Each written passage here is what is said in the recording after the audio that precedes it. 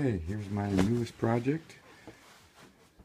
Refinishing or restoring or remodeling the first of the three upstairs bedrooms.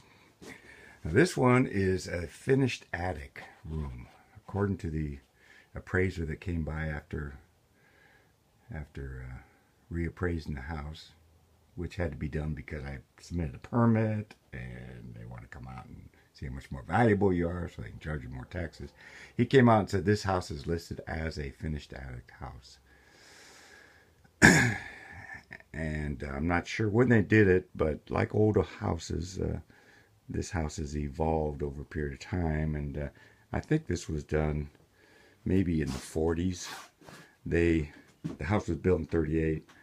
The walls and ceiling had three different materials. Had a fiber board, like I found downstairs and in some areas.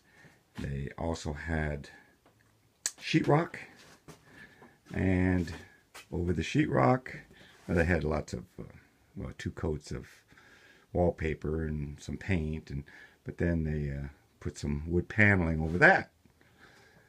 And in the ceiling and in the outside wall was lots of blow-in insulation. In fact, I think there's about 13 or 14 bags, full, big 30-gallon bags of insulation that I vacuumed out. And I get some questions. Well, first off, regarding these knee walls. From what I understand, knee walls are not necessarily required, but they certainly give added support for areas that get snow accumulation, which we do on occasion. And especially since this is only 2x4 trusses. So, but I am going to move some of the studs around because I'm going to put built-in drawers and cabinets and maybe some shelving and a little closet maybe on both sides, just to add to some square footage to the bedroom. So I'm not sure what the legalities of messing with that without putting in headers, or I don't know. Anyway, the other thing is that ceiling, which was added, I could tell, at some point. So that structure probably is not required. But there is, in some areas, I understand, a code on how much ceiling you have to have in a finished attic. So I've got to do a little research on that.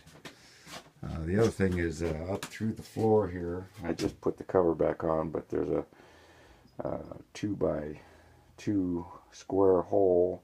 It used to be a box about 4 feet high that where they were ducting the cold air return that came up and through a vent, a sucked-in vent in the other bedroom here.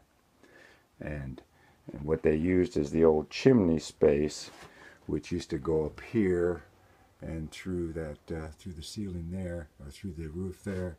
I found a lot of remnants of brick in the attic, so I figured out this was one time a chimney.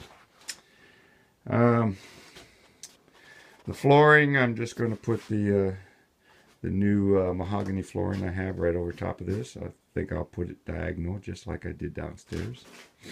The old fir flooring, my neighbor refinished theirs, but it's an old 1908 house with great big tall ceilings, and I can't remember the name of the style of that house, but it fits in there, but it wouldn't fit in here, and besides, it looks pretty crappy, even refinished, I thought.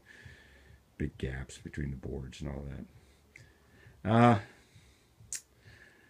Other than that, the only other thing I've got to really worry about is maybe putting in some new wiring, and maybe some more venting. I got an air conditioning guy coming. I got one vent up there. This house gets awful warm upstairs, even with all the insulation. So I want to get it reassessed, and maybe I need to put in some more ventilation, coming into the attic, because I don't find any really. So I mean, how are you going to exhaust if you don't have any intake? So I'm going to get the whole house assessed next week. Air conditioning guy come out. Okay, that's about it. But if you got any comments, concerns, or recommendations, I'd love to hear them. So let's talk. All right. See you later.